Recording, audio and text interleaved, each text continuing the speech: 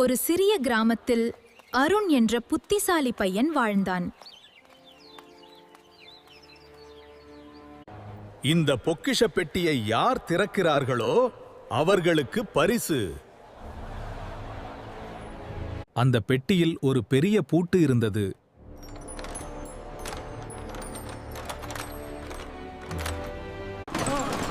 பலரும் முயன்றார்கள், ஆனால் யாராலும் திறக்க முடியவில்லை.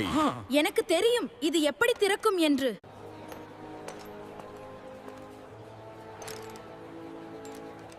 நான் முயற்சி செய்யலாமா? அவன் அமைதியாக பூட்டை பார்த்தான்.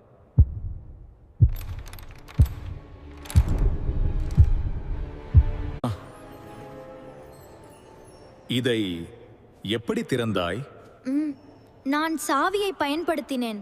அரசே, இது பூட்டப்படவே இல்ல. முதலில் பார்த்தேன். இவன் சொல்வது சரிதான்.